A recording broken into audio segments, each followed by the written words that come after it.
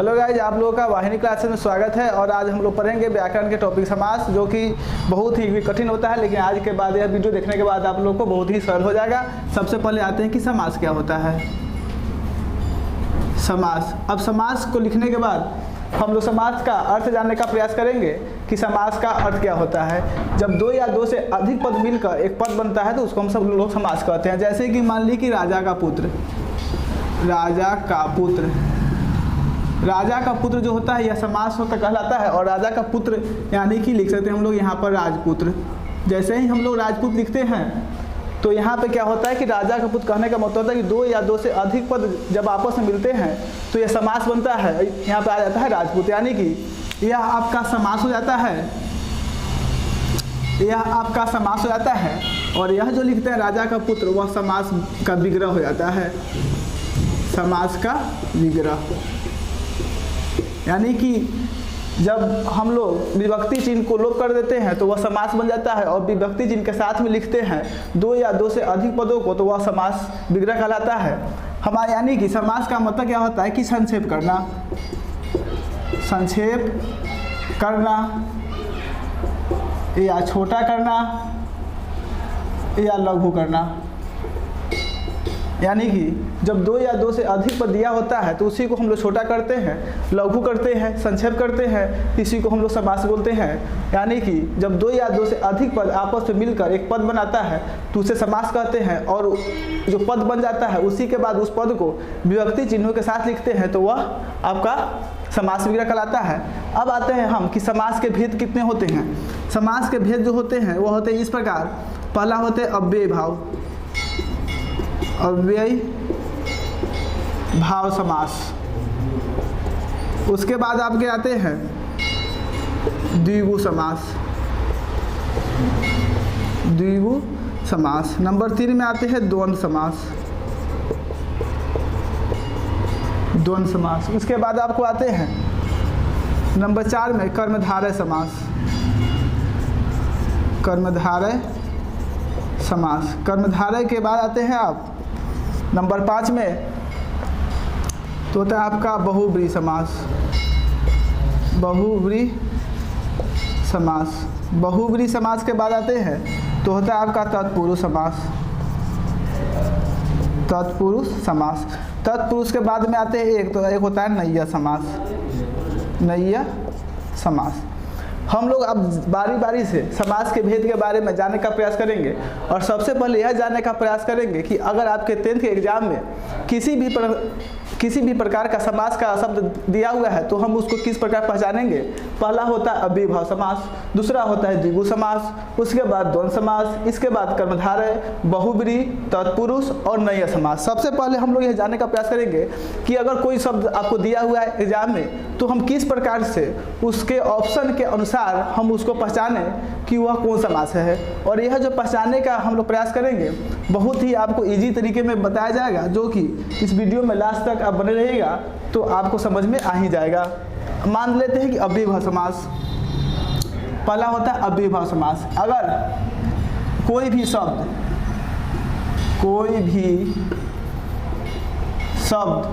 जो कि क्रिया विशेषण हो, जो कि क्रिया विशेषण हो, यानी कि कोई भी शब्द अगर वह क्रिया विशेषण है तो हम उसको अव्ययी भाव समास कहते हैं। इसमें क्या होता है अव्ययी भाव समास में कि इसका पहला पद अव्यय होता है, पहला पद अव्यय, पहला पद अव्यय होता है। और यानी कि अव्ययी भाव समास को सब पहचानने के लिए सबसे पहले हम ये देखेंगे कि वह जो शब्द दिया हुआ है वह शब्द क्रिया विशेषण होना चाहिए। क्या होना चाहिए? तो क्रिया विशेषण होना चाहिए। अगर क्रिया विशेषण है तो वह क्या होगा कि अव्ययी भाव समास होगा, और उस शब्द का पहला पद जो होगा वह अव्यय होगा। अब आते हैं हम लोग थोड़ा सा यहाँ पे कि क्रिया विशेषण क्या होता है।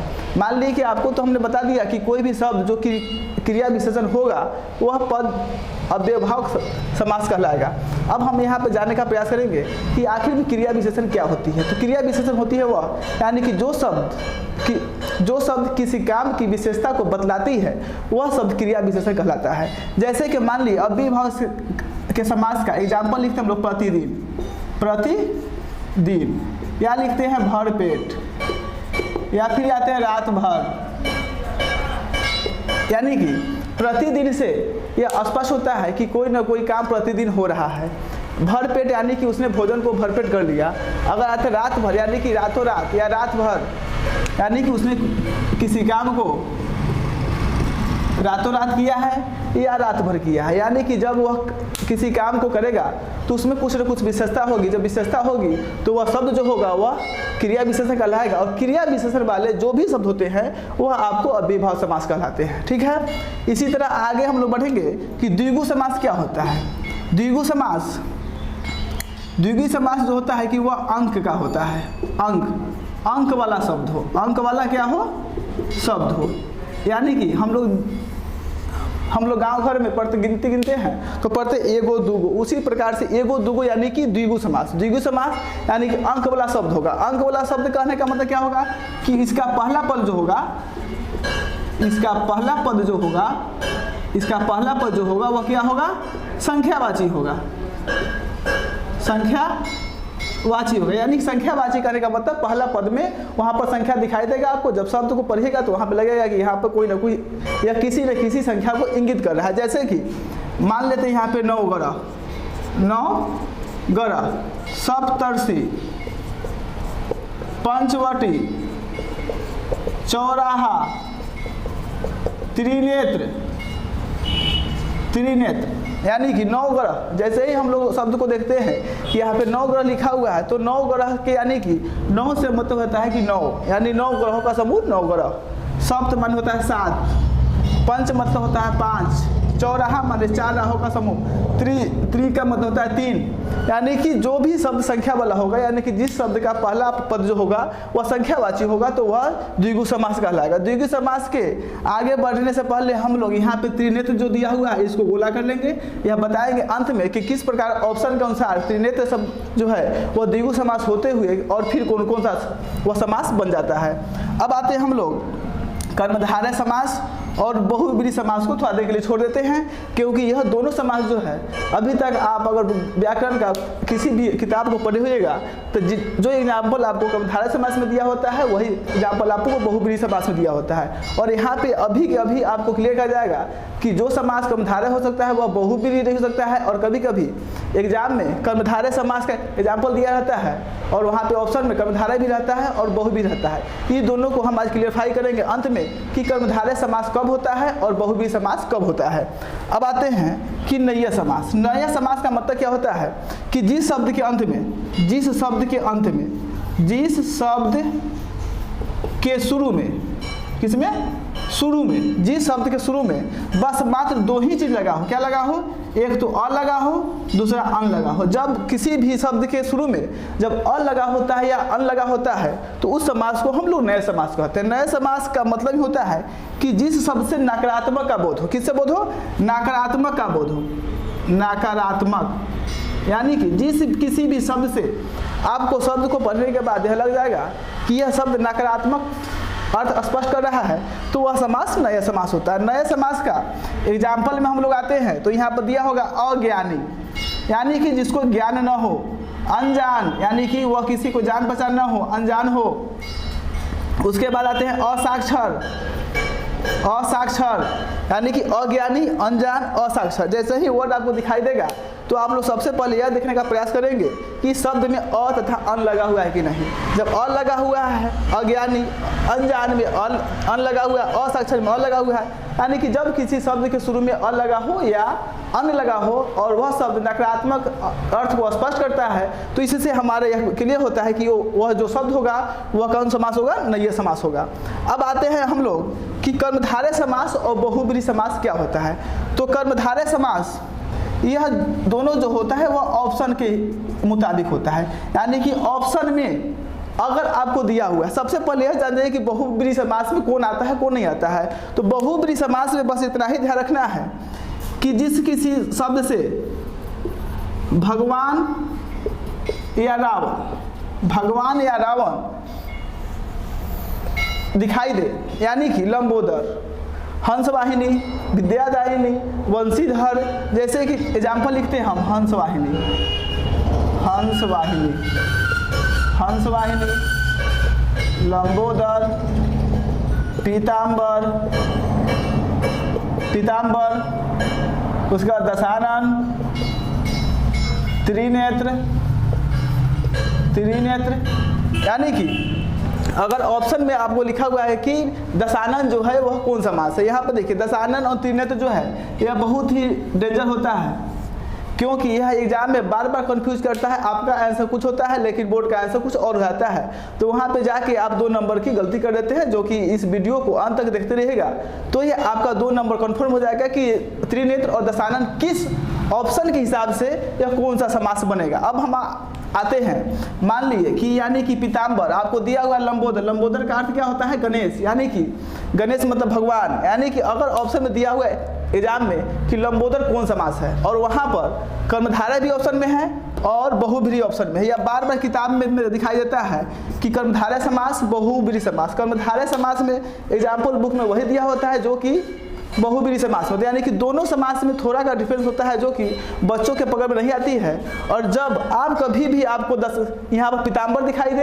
एग्जाम में या लंबोदर दिखाई दे तो आप सबसे पहले ऑप्शन को देखने का प्रयास करेंगे। वहाँ पर क्या होगा कि अगर कर्मधारय भी होगा और बहुब्रीहि होगा तो वहाँ पे आप फंस जाते हैं। और वहाँ पे आप ध्यान दीजिएगा कि लंबोदर का मतलब भगवान हो रहे हैं कि नहीं। अगर लंबोदर का अर्थ भगवान होता है यानी कि उस शब्द का अर्थ भगवान होगा तो वह बहुब्रीहि समास होगा।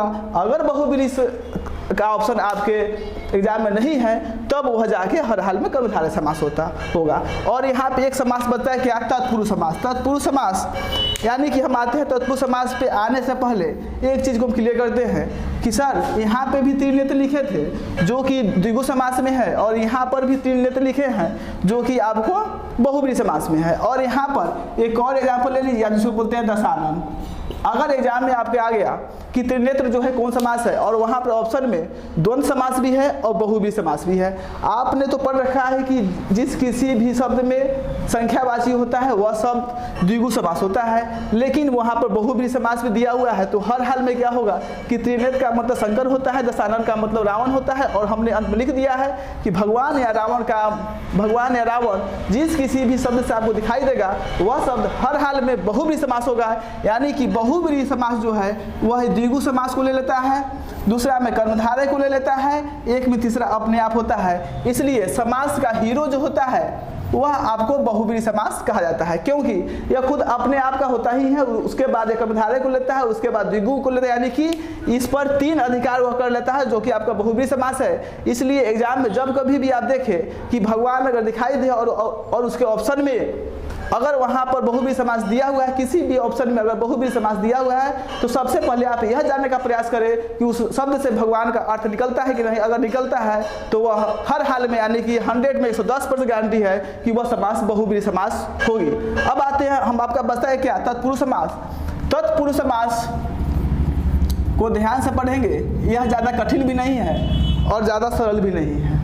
कारण कि तत्पुरुष समास में कर्ता को छोड़कर कार्य की जितने भी विभक्तियाँ आती हैं वह सारी विभक्ति तत्पुरुष समास में होती है। यानी कि तत्पुरुष समास में हम लोग पढ़े हुए हैं कारक विभक्ति की कर्ता ने कर्म को करण से संप्रदान के लिए अपदान से संबंध का के की अधिकरण में पर संबोधन है अजीर। यानी कि कर्ता को छोड़कर जितने इसके जो बाकी बच जाते हैं, यानी कि होता है आपको कर्म को करण से, यानी कि जितनी सारी विभक्ति भी आते हैं उस शब्द को देखने के बाद हम लोग सबसे पहले यह प्रयास करेंगे कि उस शब्द में किसी विभक्ति का लोप है कि नहीं। अगर विभक्ति का लोप है तो वह पद जो होगा वह तत्पुरुष समास होगा हर हाल में। जैसे कि एग्जाम्पल लेते हैं हम लोग तो ये देखते हैं कि चिड़ीमार यह कौन समास है। तो हम लोग सबसे पहले जानने का प्रयास करेंगे कि पहला क्या दिया हुआ कि कोई भी शब्द क्रिया विशेषण, तो क्रिया विशेषण है नहीं। उसके बाद द्विगु समास अंक वाला, तो अंक वाला है नहीं। द्वंद्व समास तो अभी हम लोग का द्वंद्व समास बाकी है, इसको हम लोग अभी तुरंत पढ़ेंगे। और द्वंद्व समास के बाद दिया कर्मधारय समास, तो कर्मधारय समास में ये सब आता है तो आपको है नहीं। बहुब्रीहि में भगवान या रावण वो भी है नहीं।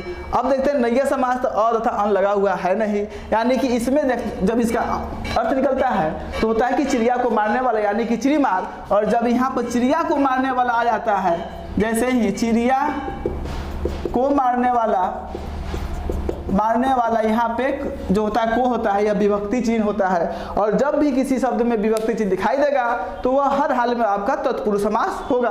और यह नहीं पूछता है कि तत्पुरुष समास में वह कौन तत्पुरुष समास है, कर्म तत्पुरुष समास है, कौन तत्पुरुष समास है, ऐसा नहीं पूछता है कि सिर्फ वह तत्पुरुष समास है या नहीं है। अब आते हैं एक बचा आपका क्या द्वंद्व समास। तो द्वंद्व समास का मतलब क्या होता है कि इसमें दोनों पद प्रधान होता है। क्या होता है? इसमें दोनों पद प्रधान होता है। जैसे कि भाई बहन और इसका जो बीच का चिन्ह होता है इसको बोलते हैं योजक चिन्ह। योजक चिन्ह जब किसी भी शब्द के पहले बीच में आपको अगर विभक्ति बीच में योजक चिन्ह दिखाई देता है तो वह समास जो होगा द्वंद्व समास होगा। और द्वंद्व समास को एक बार फिर से समझ लीजिएगा कि किसी भी शब्द के बीच में अगर योजक चिन्ह है और उसके बाद हम लोग देखने का प्रयास करेंगे कि एक दूसरे का जो होता है वह एक सिक्के के दो पहलू होती है, यानी कि भाई बहन, यानी कि भाई के बिना बहन नहीं रह सकती है। और उसी तरह इसमें दोनों पद प्रधान, यानी कि एक पद को हटा दिया जाए तो दूसरा पद का कोई महत्व नहीं रहता है। और एग्जाम में बार बार आने वाले शब्द जो होते हैं वो होते हैं लोटा डोरी, भात दाल, यानी कि द्वंद्व समास में क्या होगा कि बीच में योजक चिन्ह जो यहाँ पर दिया हुआ योजक चिन्ह वो आपको दिया होगा। और यह सबसे पहले हम जानने का प्रयास करेंगे कि वह एक दूसरे के बिना रह सकता है कि नहीं। अगर नहीं रह सकता है तो वह द्वंद्व समास होगा। ऐसे आप सिंपल सा देखेंगे कि उस शब्द में बीच में योजक चिन्ह है कि नहीं। अगर योजक चिन्ह है तो वह क्या होगा कि द्वंद्व समास होगा। और एक बार समास को हम लोग रिवाइज कर लेते हैं। सबसे पहले बताए थे कि समास का अर्थ क्या होता है। समास का अर्थ होता है संक्षेपण करना, छोटा करना, लघु करना, यानी कि जब किसी भी विभक्ति चिन्ह को हम लोग लोप करके कोई एक पद बनाते हैं उसको बोलते हैं समास। और समास को जब विभक्ति चिन्हों के साथ लिखते हैं तो उसी को बोलते हैं समासिक पद। और समास के जो यहाँ पर भेद दिया हुआ है अव्ययभाव समास, द्विगु समास, द्वंद्व समास, कर्मधारय समास, बहुब्रीहि समास, तत्पुरुष समास, नैय्य समास। अब आते हैं हम लोग अव्ययभाव समास। आपको बता चुके कि जो भी शब्द दिया हो वह क्रिया विशेषण होगा तो अव्ययभाव समास होगा। अंक वाला शब्द होगा तो द्विगु समास होगा। द्वंद्व समास में योजक चिन्ह होगा। कर्मधारय बहुब्रीहि यानी भगवान और रावण दिखाई दे तो वहाँ पे बहुब्रीहि होगा। और बहुब्रीहि का ऑप्शन न हो तब वहाँ पे कर्मधारय हो जाता है।